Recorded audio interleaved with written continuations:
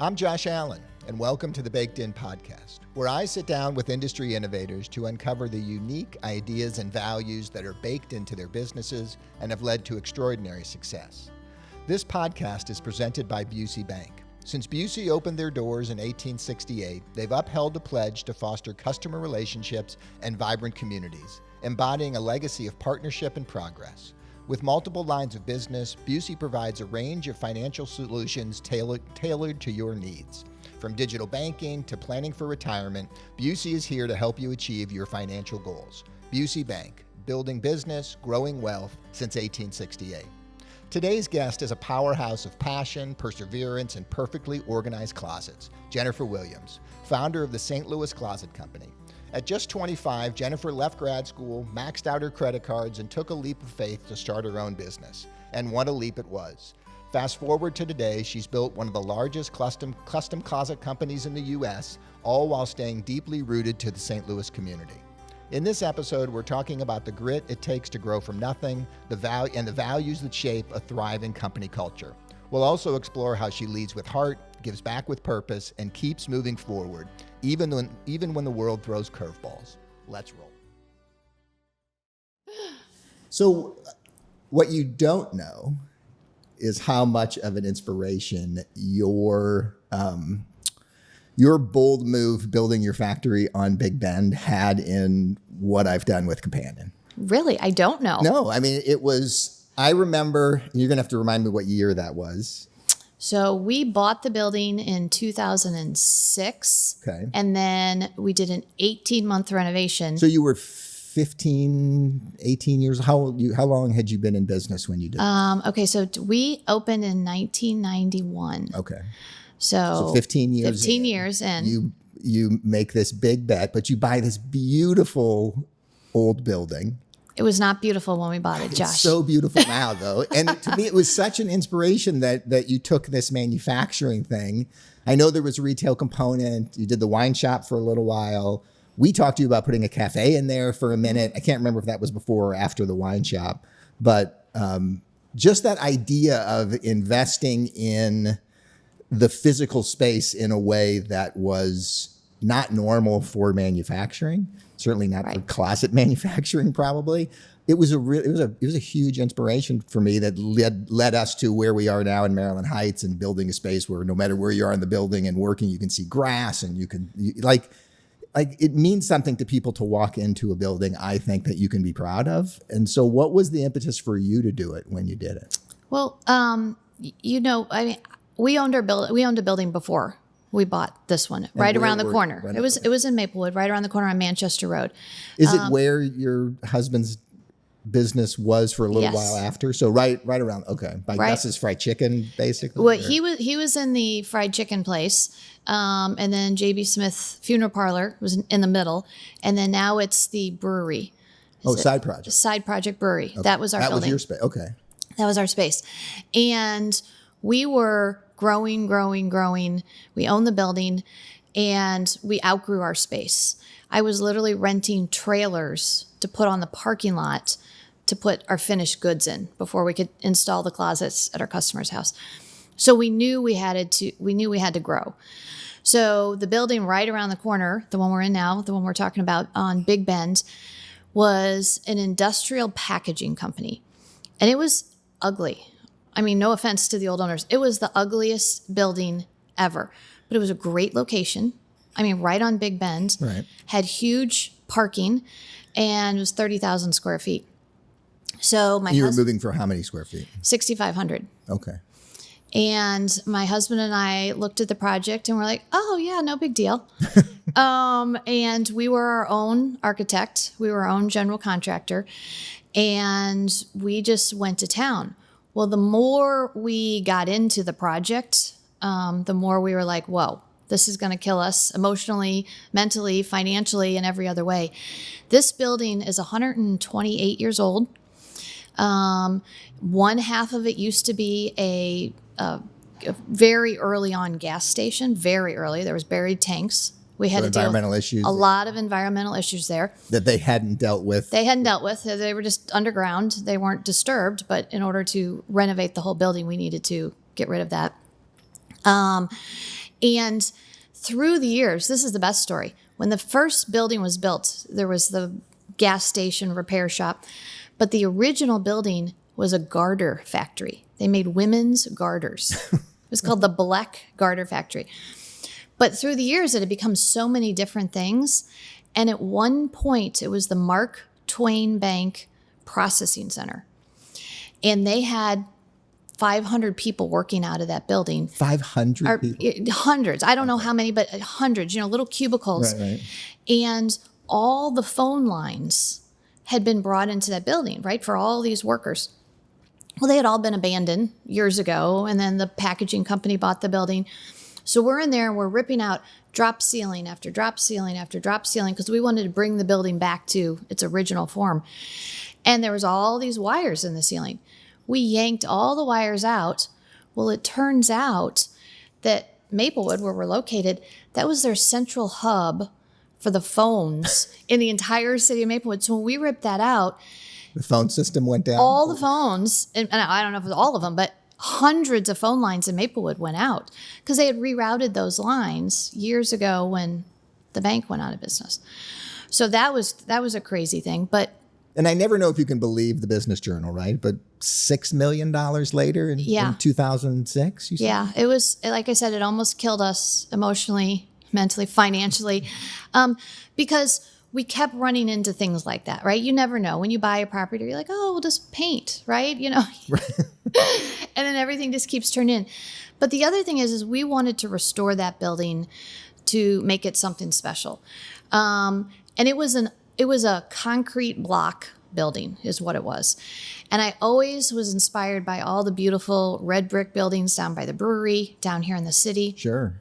And I was like, I want to re-brick the entire building. So the brick wasn't on the building? No. When you... No, it was. You need to come into our showroom. Yeah, there's we have photos of the original building. It was all concrete block. And I really wanted the used red brick, and I wanted the dark green, commercial windows.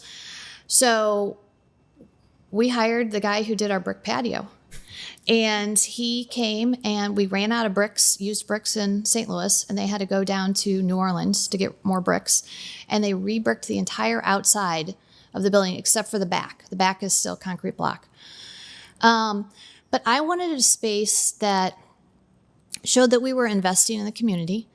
I wanted a space, like you said, you can look out the windows and, we have parking lots. It's just a beautiful location. And when people come into our building, they're amazed. They're like, oh my gosh, they're looking up at the ceilings with the original exposed beams and the old windows. And then we took the entire roof of the building and installed solar panels. And those still today generate enough electric to run all of our machines in our manufacturing plant. Which was a little ahead of its time in 2006. It was very, well, it was so early on that there was a program with Amarin. Giving them away. They were giving them away if you agreed to take them.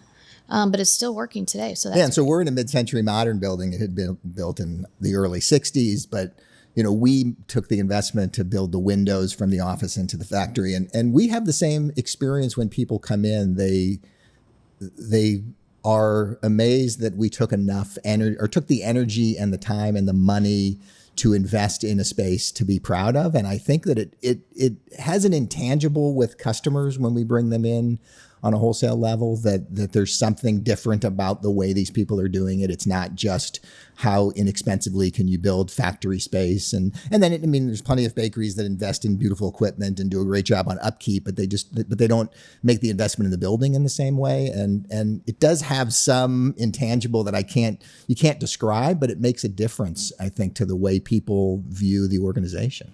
Well, it also makes a difference, I think, for our employees. They're not coming to an industrial park every morning, a metal stand-up building. They're coming to a really cool space. Our space is really cool, just like yours. And then having the window to see into our manufacturing plant. Our customers can come in and watch their closets being made. And that's really cool. There's not much manufacturing left in the United States. So when you find a business that actually manufactures and you can go watch it happen, I think that's really cool. Right. So what other things have you done? I mean, obviously you've built an organization, and we can talk about Closets for a Cause and a lot of the things that you do for the community, but what other intentional things have you done to maintain that kind of culture and live those values sort of in line with the investment in the building? Because that's now been 20 years, I guess, almost. And, next year will be 20 years you've been in the building. What are the other things that you're doing that are super impactful that you find for the people and for your community? Well, I mean, you touched on Closets for a Cause. It's a program, as a business owner, we've been in business 34 years, going on 35. Every day you Congratulations. Thank you. Nobody says it enough, so I'm gonna congratulate you for still. And I'm still here. Around, right? I'm still here. Everybody comes to you and says, "Oh, can you donate something to my auction? Can you sponsor my kids' baseball team? Can you, all these things?" And we had done that for years to be part of the community, but it never felt to me like this was a significant thing. It's like a little thing here or there. And so I spent most of 2019 trying to come up with something that was a bigger deal, that was sort of thinking outside the box, to give back, and a program that was beneficial to the community, but also beneficial to my business, right? Because it's hard for small businesses sometimes to just write a check. Right. It's hard. So when somebody offers you a logo on the back of a T-shirt, right. You wonder what it's doing. I mean, exactly. You wonder what it's doing, right? And you don't know how much it's helping. So I came up with Closets for a Cause, and basically we started out with a monthly plan, but then it became so big I couldn't manage it anymore. So now we've dropped down to quarterly, where we partner with a local charity. It has to be local. That was really important to me. And we donate a percentage of our proceeds that month, or we partner with them. Let's say right now we're partnering with KidSmart, and they're raising funds and school supplies and backpacks for needy children going back to school who don't have that. So what we did is we partner with them, have the clients that we're working with bring in supplies. We did one with winter warm-up where they brought in winter coats. We did one with Dress for Success where people brought in, interview clothes. And now we're doing KidSmart. You bring in a backpack with school supplies or a check payable to KidSmart, and then St. Louis Closet Company gives them a percentage off their closet. So it's a win-win, right? Sure. It's like the charity wins, but St. Louis Closet Company wins because we now have all of our clients saying, "Wow, this is great. I want to help. I want to give back." And I'm going to have to come to their showroom. So we get clients in our building to see our new products and things like that. So we have donated I started it in 2019. I thought about it. 2020 is when we launched it, literally on March 1st, which was right before COVID. And my marketing firm I was working with is like, "Well, maybe we should pause." And I was like, "Yeah, but the charities are going to need this more now than ever because they can't have their events." So we launched it in March of 2020. And so far we've given back over $250,000 in actual funds to local charities. That's awesome. So that has been the biggest thing. How do you connect your employees to that, in addition to obviously your customers you mentioned very specifically and the company, but have you been able to connect your people to that? Well, they're connected in the fact that, my designers who are out in the field are, talking about it, presenting it, sharing it on their social media with their friends. We always do the big Toys for Tots drive in November and December. This past year, we were the largest drop-off site in the entire metropolitan area, which was really exciting. But we got all of my installers and shop guys involved by helping them load the trucks, offering to go out and deliver the toys into the communities and being part of it as much as we can. Of course, we obviously encourage our employees to donate to whatever it is we're collecting. So that's been great. Another thing that we do, and I've always done this, I've always really tried to invest in my time, my efforts, money in young entrepreneurs. You and I both started out when we were pretty young. And I feel like entrepreneurship is something that it's not really taught in school, although some high schools and colleges now are having programs, which I'm really excited about.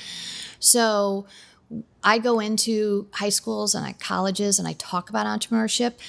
And this last year, our new marketing director, she came up with a program where we're inviting students into St. Louis Closet Company's showroom and manufacturing plant and giving them tours and doing Q&As with them so they can actually see manufacturing. They can see entrepreneurship and getting them involved with that way. And I feel like that is so fulfilling for me. These high school kids are not buying closets, right, but you see the spark in them and it sort of remotivates you, right? I mean, yeah, we just had Scott Morris from the Entrepreneurship Center at UMSL on the show not too long ago. And they are starting to teach it more. And it is, when I was a kid, or when I was a kid and in college, it wasn't an option. I mean, you go to business school, but business school didn't seem to be the same thing as what I wanted to do or be a part of. And it's neat to see that change. And yeah, I do as much of it as I can too. It is really, really fulfilling. It's really fulfilling for me. I mean, it sort of re-energizes me to think about entrepreneurship and why I'm doing, because I started my business when I was 25. So when you think back to that time, like, and I do like to talk about leadership, like what did leadership at 25 look like to you? And what does leadership look like to you at older than 25? Well, I'm 59, so go ahead. We can say that. That's all right. When I was 25 and started this business, I don't know if I knew what leadership was. I was just all in 24/7, work as hard as I could, hired some friends and people I knew to come help me out. And I think leading by example. I've always been a hard worker. I don't take time off. I work when I'm on vacation. And I think I just sort of was like, I guess they'll figure it out because this is what I'm doing. Right. And I don't even know if I thought about it. I don't know if I was a good leader when I was 25. I don't know. Today. Well, you mentioned to me before we started recording that you have everybody in your shop's been there for 20 plus years. So I think that's an indication that you're a pretty good leader. Well, so, yeah, I mean, I think the tenure of your people, without it being explicitly said, is a significant indication of the environment that you created and their eagerness to stick around. Yeah, I agree. And thanks for saying that. Just a reminder. I've tried, I feel like now I'm more of sort of, I don't know, maybe try to be more of a mentor, try to be more of a guide as I lead, because I have an amazing management team in place who does all the day-to-day and do a great job. I try to encourage people, giving them positive feedback, but at the same time being like, hey guys, remember, we're doing this for a reason. And I know you might be having a bad day, but we still have to be upbeat and happy when we answer the phone. Is that hard for you? I'll start. It's hard for me. Like the easiest thing for me is to go out on the floor and make bread. It's the absolute easiest thing to do. I get to hide. I don't have to, you put your phone in your pocket or you leave your phone at your desk and you just go get into for us making bread. And it's a really easy thing to do.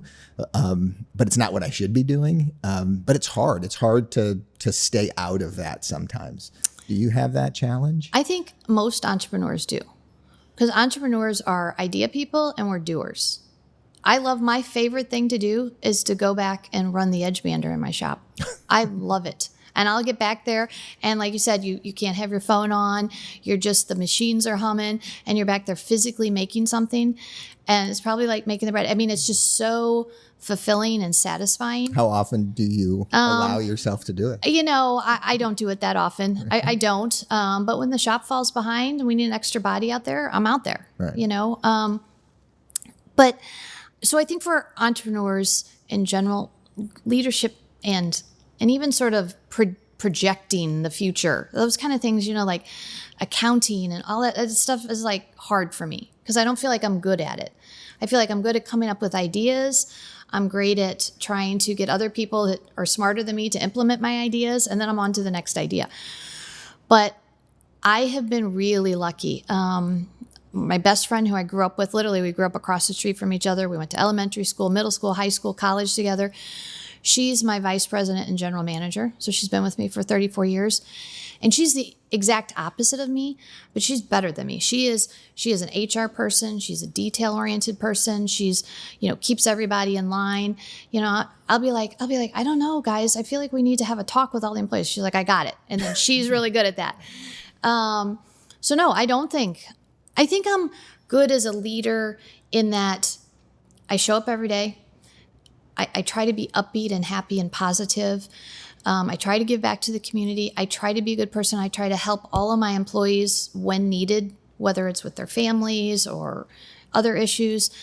So I feel like it's a family. Yeah. I feel like it's a family atmosphere, which I love. And I've seen most of my employees' kids grow up and, they're all going to college now. And so, but I'm not good at, having a meeting. I hate meetings. Yeah, I mean, the more I can not get involved in the details, the faster we grow, the better we do. Yes. And then when it starts to get busy and things get a little hectic and I jump back in, then he gets a little static. And then if I can figure out how to get out of there and back away, not get out, but again, showing up every day, being a part of it, but more cheerleading than doing, we're a better. But don't you find it's hard once you start inserting yourself into a detail? You start, oh my gosh, we got to do this, and then it's like hard. You see all these things. You see all these things. Yeah, you see all these things, and then you get so involved.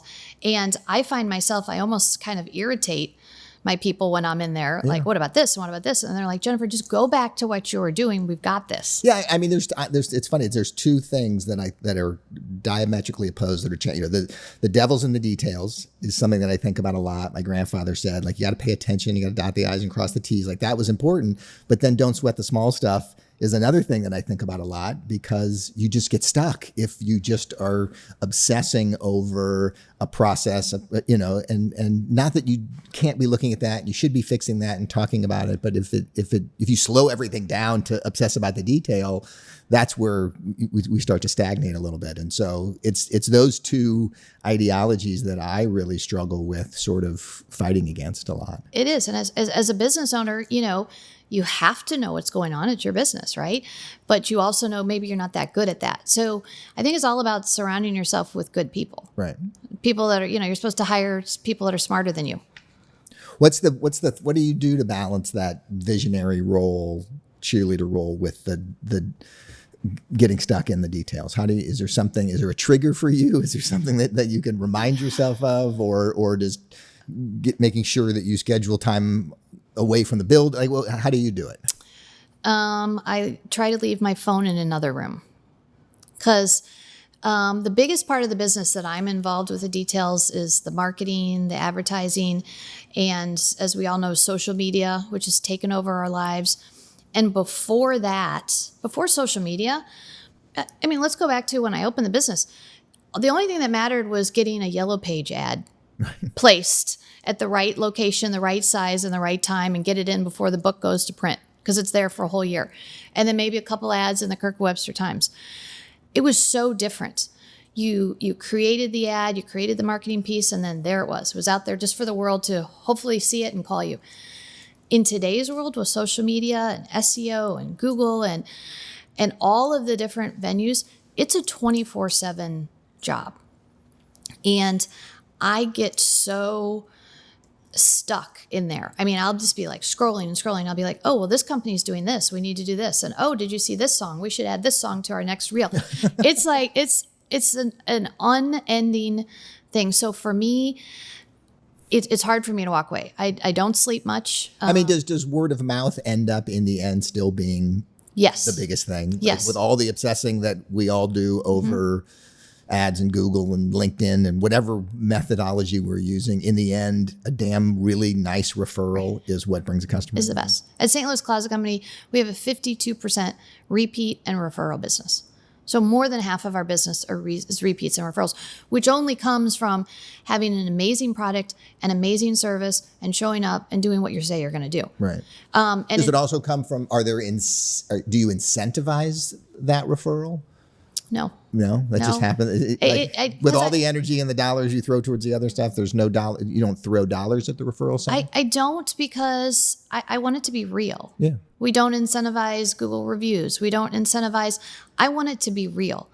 Of course, we have partnerships with builders that use us over and over, and they get a special discount, and designers and things like that. But I want my business to be authentic. I want our repeats and referrals to be real. I want our Google reviews to be real. And over 50% repeat and referral, it's great. But if you're going to grow, you have to do all the other stuff.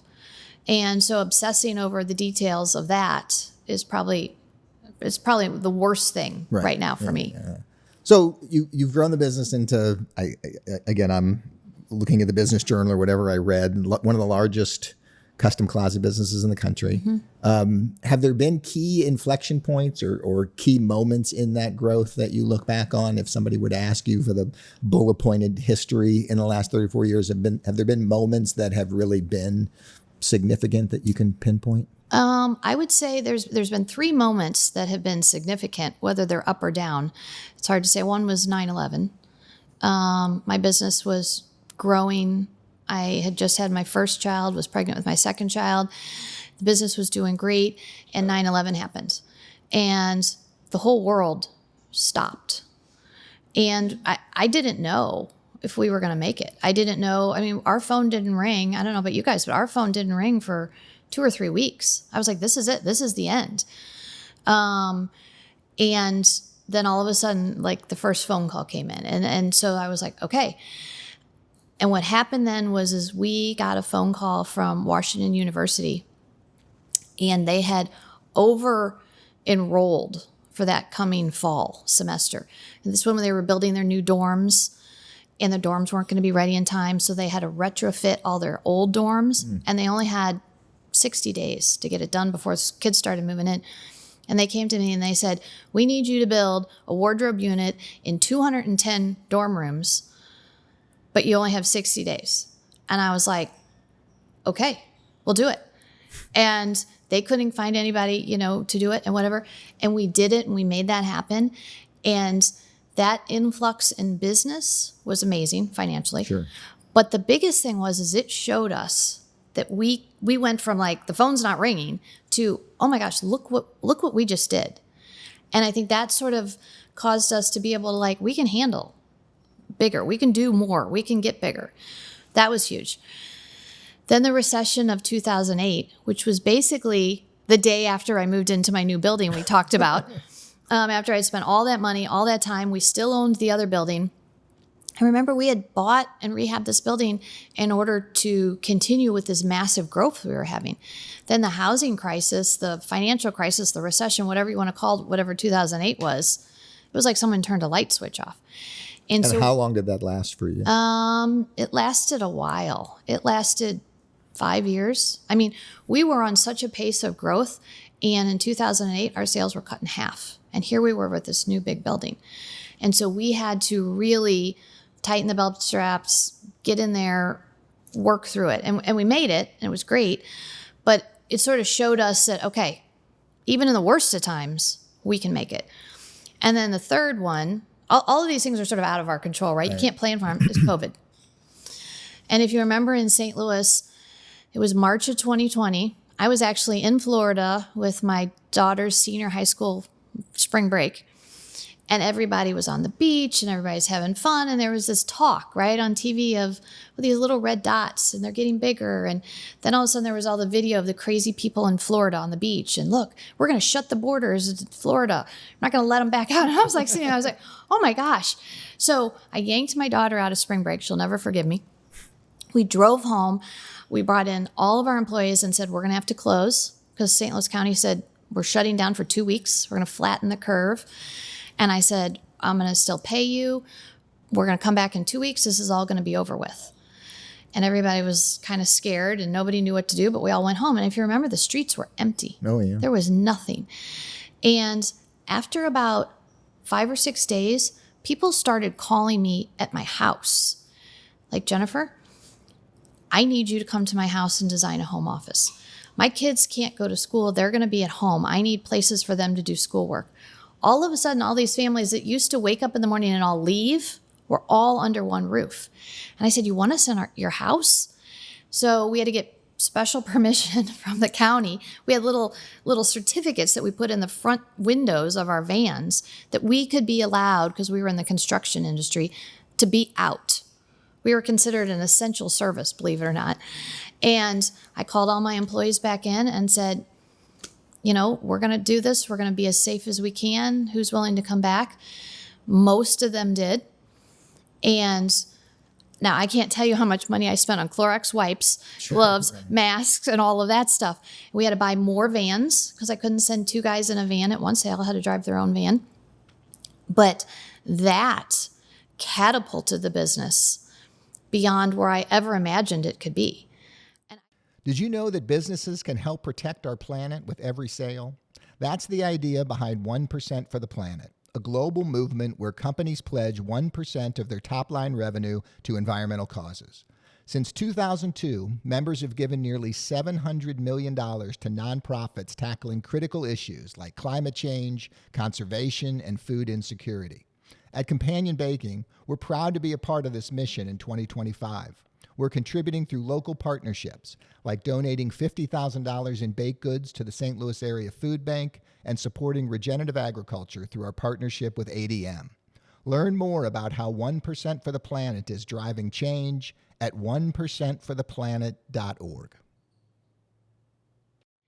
And I couldn't believe what COVID did for the business. So is that still sticking around, that home office thing? I mean, obviously more and more people are going back to work, but they're also, remote is now a thing, right? I don't know what percentage, you probably know the answer to that more than I do, what percentage of folks are working remotely, but is that still a huge part of what you do? It is a huge part. In addition to that, and we always did other areas of the house besides closets, right? We'll do pantries and laundry rooms and entertainment centers.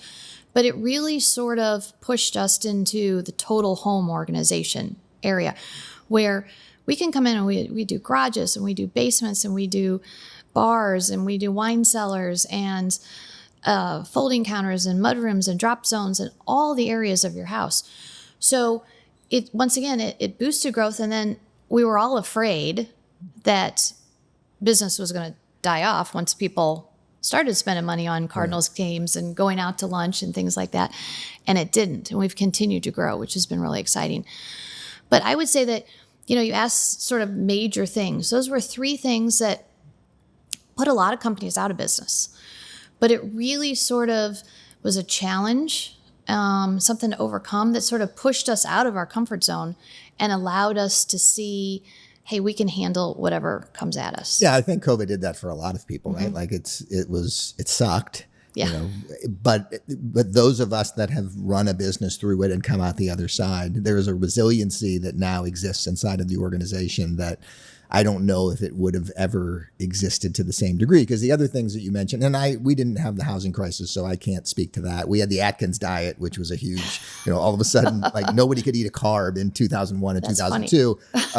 And that had a big impact on the business, but it was much shorter lived and it wasn't like COVID. It wasn't where you were worried about the safety of your people and the safety of your customers. And you didn't really nobody was giving you direction to help you get through it. But that resiliency has such value now in terms of, bring it, right? Like whatever else you got, we can handle it. We're ready for it. And I'm sure we won't be when whatever the next thing is that comes, but that confidence level exists that didn't exist before.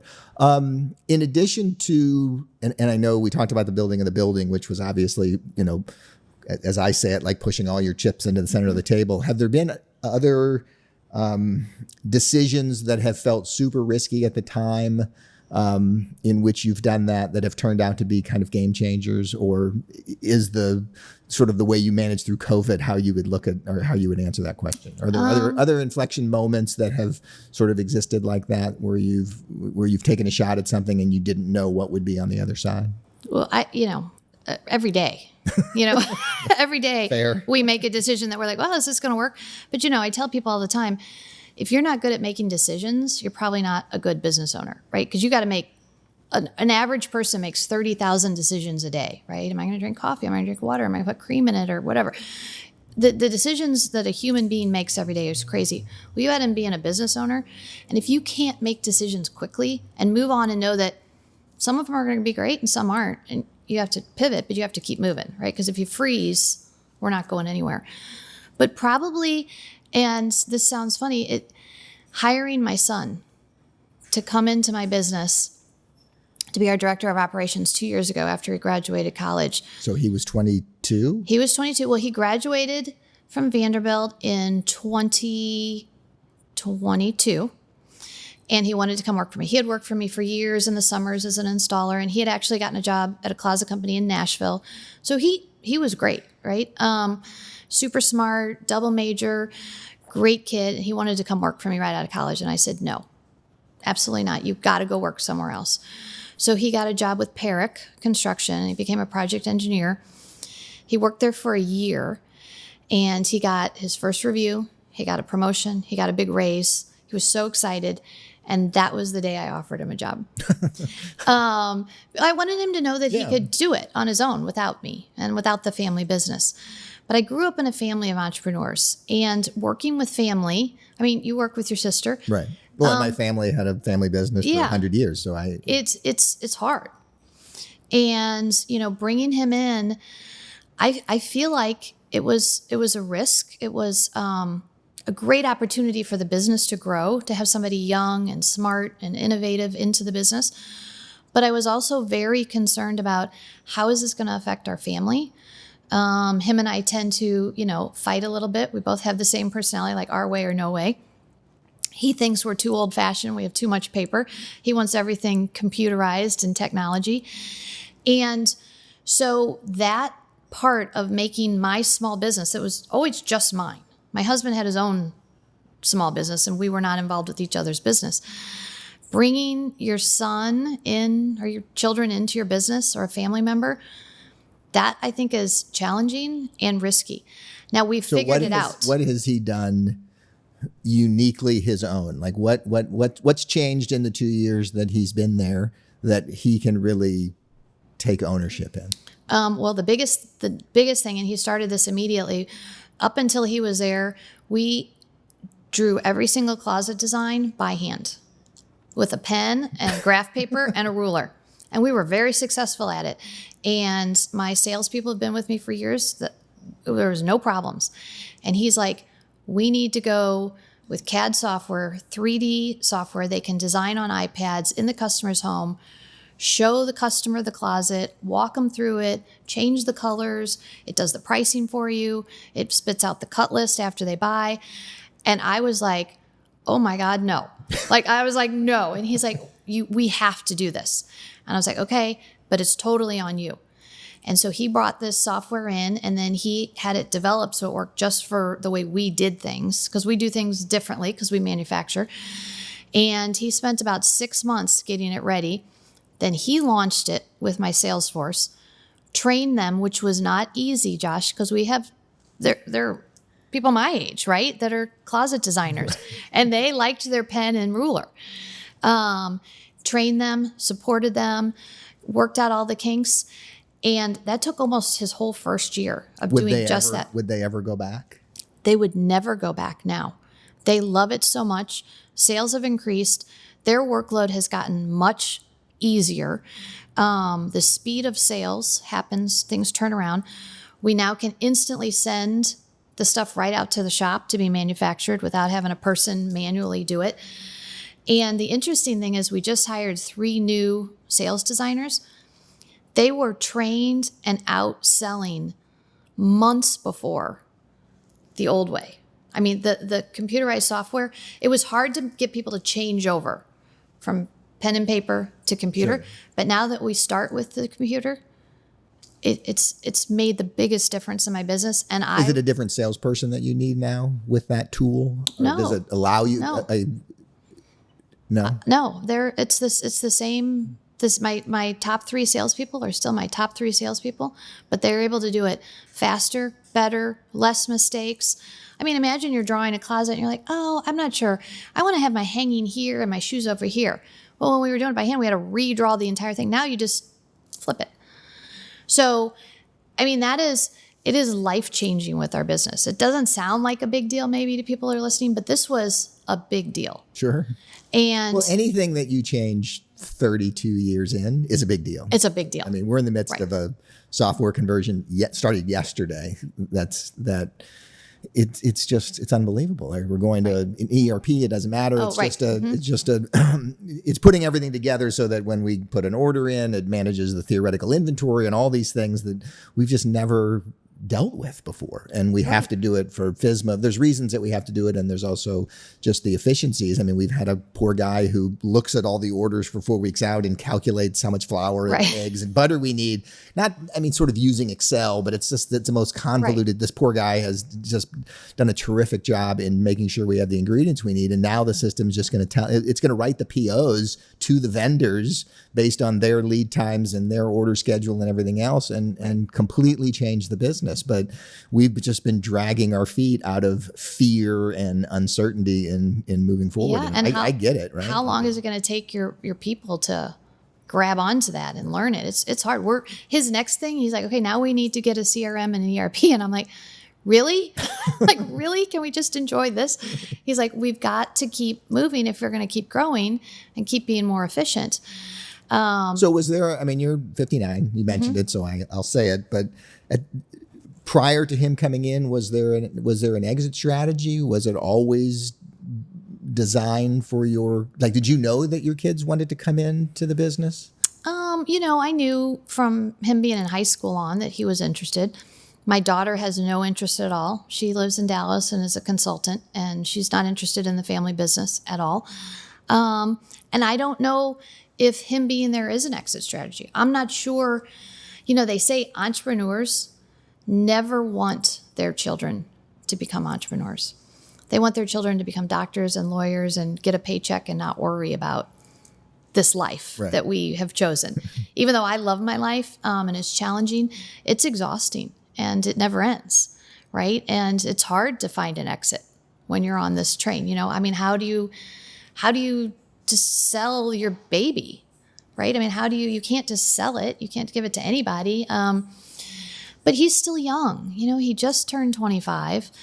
And I don't want him to feel the weight of, I'm going to have to take this over. Sure. Right. So, we'll see. But no, But you mentioned your father and your grandfather were entrepreneurial? Mm-hmm. Yeah. My grandparents owned a grocery store in Des Peres called Shinzine's Market.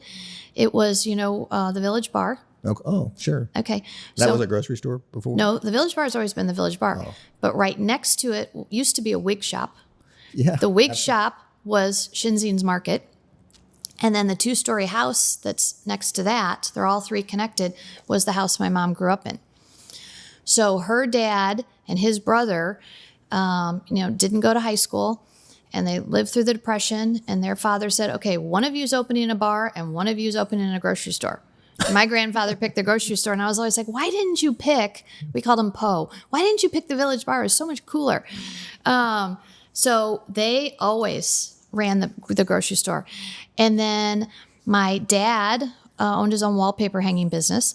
And my stepdad was a manufacturer's rep. And his first client was Apple computers. Oh, wow. Back when no one knew what an Apple computer was and no one wanted them. What was he selling? What was he? It was those square, was it the Apple II? Do you remember? And they were square and you'd put a disc in the front of them. Well, the Mac, that was like the original The Mac. original one, yeah. The one you could carry. Yeah, and he had to, Apple gave him $100 bills. That was like every month he would just hand them like a huge stack of $100 bills. I remember this, I was a kid. Because he would have to go into computer stores and pay them in $100 bills every time they would buy a Macintosh. Because nobody wanted them. Nobody knew what it was.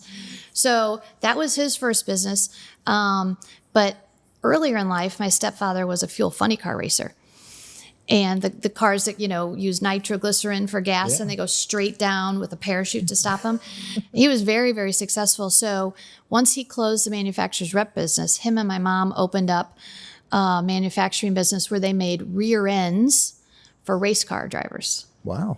And then he found his old race car, bought it back, refurbished it, and then hired a driver to start driving it again. So, I mean, I don't think I grew up thinking, oh, I'm going to be an entrepreneur. It just didn't scare me when the opportunity arose. Yeah, I think growing up in an entrepreneurial family, but I don't think I would have done anything. It would have been it would have been easy, or I certainly could have gone to work in my family's business. I don't mean to say that that didn't scare me, but also doing something on my own didn't, like to your point, it just seemed like the natural thing to do. Right. Like, well, when you find whatever your passion is and your love is, you're just going to open it and go do it. And, right. And you're not, some people are like, how did you do it? Or how did you get the courage? Or I was like, well, I don't know. I was 25. I just did it. So I'll ask you the question that I think about a lot. 34 years later, would you do it again? Oh, absolutely. Yeah. Absolutely. I wouldn't think twice about it. I mean, we all can sit here and say, oh, look at them. They got into finance and they got into consulting and now they're our age and they're retired. But I mean, I'm never bored. I am never bored. Fair enough. And that's important to me, right? I go into work every day and there's a new challenge. To me, that's exciting. And I love what I do. If you could give your 25-year-old self a piece of advice, is there something that you would tell yourself in hindsight? I needed more money, to start than I started with. Because the story of you being told by the SBA that you need to come up with my own money. Yeah, come up with your own money, and then you opened up any number of credit cards, and that was your. And got started. I mean, for the first year I was in business, I mean, I barely had enough money to pay myself. I was living on my own. I was driving a rusted Volkswagen Bug that you could see the floor pans had rusted out. You could see the highway underneath you. I was looking for change to put gas in my car. My car was our van for the first 3 years. Yeah. I would work so much, it would always be there. So the delivery van, I just drive it home for 4 hours and then go back to work. Right. Yeah. So I wish I would have had more money, but I also look back and I pulled back from growing the business. I think when my kids were like in elementary school and middle school, because I wanted to be really involved with their lives. And at the time, I felt like, oh, the business can't grow unless I'm there every minute. And I wanted to be the room mother. I wanted to go to all the sporting events. I wish maybe I would have, during that time period, maybe done a better job at delegating and pushing the business to grow, but still taking time away. Yeah. Instead, I took time away and the business sort of stayed where it was for a while. And then I re-engaged once, they got out of high school. Hard. I mean, it is hard, but you're, right. I mean, you're supposed to never look back, right? You're supposed to only look forward. So it's hard to say.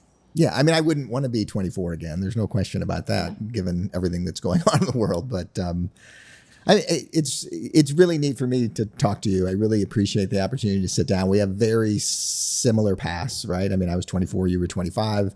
Obviously, St. Louis is such a wonderful community, has been so supportive, I believe, of both of our businesses. I'd like to think I could do this anywhere, but there is something uniquely special about having done it in St. Louis and the support that the community gives, and then the ability to give back, and how prideful we both can be in our abilities to do that. So it's great to catch up. It's great to see you again, and thanks for your time. Well, thank you for having me. I feel the same way about you guys and Companion. I feel like we've been right there, like the whole way, right? Moving along. And you guys are such a great community partner. And I agree, St. Louis, I mean, I know closet company owners around the country, and no one's in a city like St. Louis. I know we get a lot of bad press here and there, but St. Louis supports St. Louis. Yeah. And, I wouldn't do it anywhere else. All right. Well, we'll keep in touch. Thanks, Great. Jennifer. Thank you. Thanks so much for joining me today. I can't tell you how much I've enjoyed sharing these insights from folks I truly admire. Be sure and follow the show in your favorite podcast player to be alerted to newly released episodes. And share a comment if you have any feedback or future contributor recommendations.